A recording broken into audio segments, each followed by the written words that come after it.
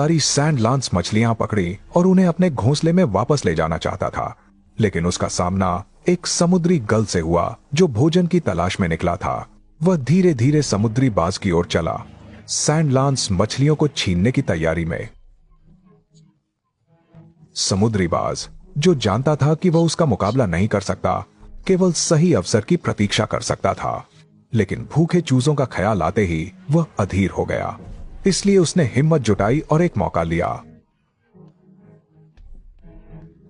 उसने समुद्री गल से बचने की पूरी कोशिश की और जितनी तेजी से हो सका गुफा की ओर भागा। आखिरकार उसने कर दिखाया और मौका गंवाने वाले समुद्री गल को कोई और उपाय सोचना पड़ा।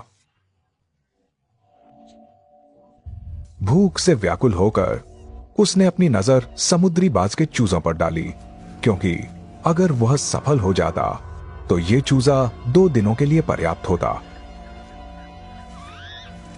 अंत में चूजा सफलतापूर्वक भागने में सफल रहा।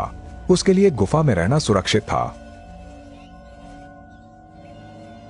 समुद्री बाज उड़ने में बहुत कुशल नहीं होते, लेकिन वे समुद्र में माहिर मछुआरे हैं। वे अपने लचीले पंजों और बड़ी चोंच का उपयोग करते हैं। साफ सुथरे बाज आसानी से पर्याप्त सैंडलांस मछलियां पकड़ सकते हैं। जब वे अपने चूजों को पालते हैं तो वे बेहद जिम्मेदार होते हैं। वे आमतौर पर अपने बच्चों को दिन में 4 बार से ज्यादा खिलाते हैं।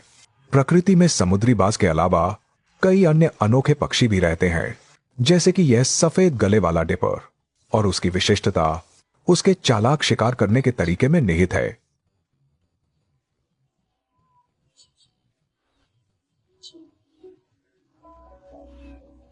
सफेद गले वाले डिपर को जलीय कीड़े और क्रस्टेशियन खाना बहुत पसंद है। जब धारा में पानी का स्तर गिर जाता है तो वह पत्थरों को पलटने के लिए कड़ी मेहनत करता है, नीचे छिपे कीड़ों को खोजने के लिए।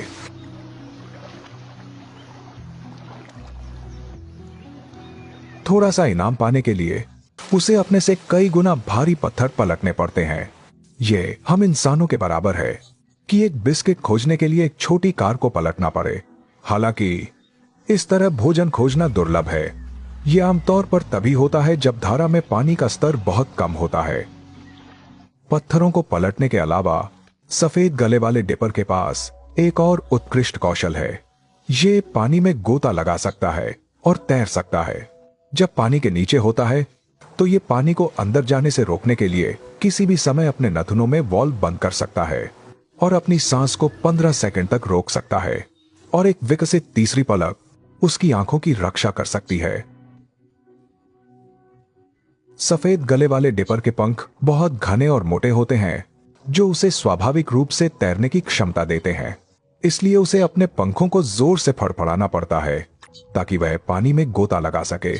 फिर पेंगुइन की तरह वे पानी में आगे बढ़ने के लिए अपने पंखों का उपयोग करते हैं।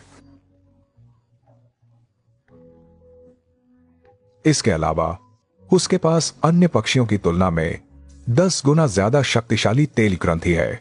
इसके द्वारा स्रावित तेल उसके पंखों को पूरी तरह से जलरोधक बना सकता है, और उसके मजबूत पैर उसे मदद कर सकते हैं गीले पत्थरों को मजबूती से पकड़ने में। इस पहाड़ी धारा में एक और जादुई और भयानक प्राणी है। ये लैम्प्रे है। वे एक प्रकार के डायनासोर से भी पुराने कशेरू की जीव हैं। जब इसका मुंह खुलता है तो ये एक विशाल सक्शन कप जैसा दिखता है, और ये तेज दांतों से भरा होता है।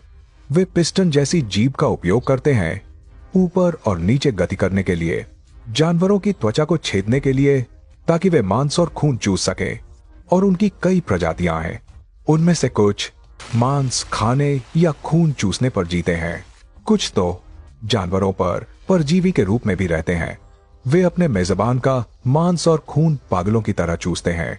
एक बार जब वे एक लक्ष्य पर टिक जाते हैं तो वे लगातार बने रहते हैं, मेजबान का मांस और खून खाते रहते हैं जब तक कि वह मर न जाए।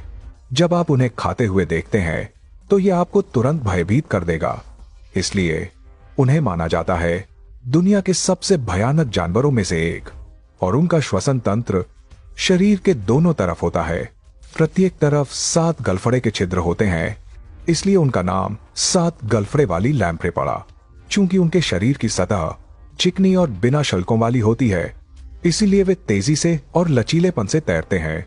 जब प्रजनन का मौसम आता है तो वे समुद्र से वापस तैरकर आते हैं मीठे पानी की नदियों में अंडे देने के लिए। वे चुनना पसंद करते हैं उथले पानी में और तेज बहने वाली धाराओं वाले रेतीले क्षेत्रों में घोंसले बनाने और अंडे देने के लिए। अगर अंडे देने की जगह गंदी हो तो वे अपनी पूंछ को तेजी से हिलाते हैं उसे साफ करने के लिए, और अपनी शक्तिशाली चूसने की क्षमता का उपयोग भी करते हैं कुछ भारी पत्थरों को हिलाने के लिए। तो लैम्प्रे वास्तव में प्रकृति में एक जादुई और भयानक प्राणी है।